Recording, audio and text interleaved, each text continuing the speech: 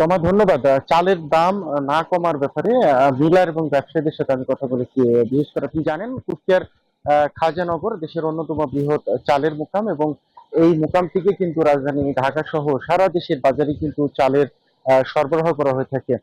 তো এখানকার ব্যবসায়ী এবং মিলাররা যেটি বলছেন যে চালের যে উৎপাদন খরচ, বিশেষ করে ধানের দাম সহ অন্যান্য যে আনুষঙ্গিক খরচ রয়েছে, সেগুলোর দাম বেশি হওয়ার কারণে মূলত আসলে চালের দাম নিয়ন্ত্রণে আসছে না বা কমানো সম্ভব হচ্ছে না।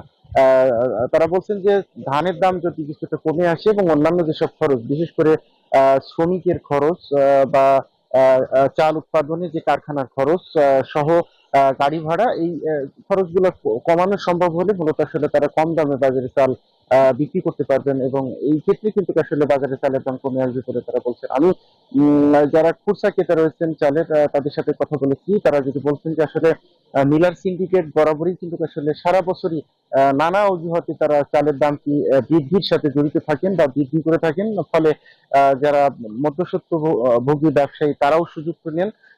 এবং এর ফলে কিন্তু আসলে যারা ক্রেতা সাধারণ রয়েছেন, বিশেষ করে ভোক্তা, তারা কিন্তু আসলে এই তাদের কাছে প্রতারিত হন, এবং তাদের পকেট থেকে কিন্তু মোটা অঙ্কের একটি টাকা এই চালের খরচ বাবদ কিন্তু চলে যায়।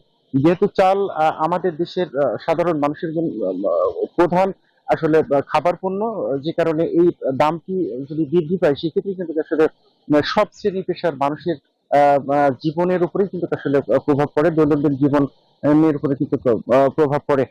আমি যারা বাজার সংশ্লিষ্ট রয়েছেন তাদের সাথে কথা বলেছি। তারা যেটি বলছেন যে ইতিমধ্যেই খাজানগরের যেসব মিলার বা ব্যবসায়ী রয়েছেন তাদের সাথে তারা বারংবার কথা বলেছেন, বৈঠক করেছেন। তারা এই চালের দামটি নিয়ন্ত্রণে রাখার জন্য নির্দেশনা দিচ্ছেন। তারপরেও যদি কোনো ব্যবসায়ী সিন্ডিকেট করে এই চালের দাম বৃদ্ধির সাথে জড়িত থাকে, তাদের বিরুদ্ধে প্রয়োজনীয় আইনগত ব্যবস্থা নেওয়ার কথা বলছেন। তো তোমা, এই ছিল কুষ্টিয়ার খাজানগরের মিল থেকে চালের বাজার দর নিয়ে সর্বশেষ।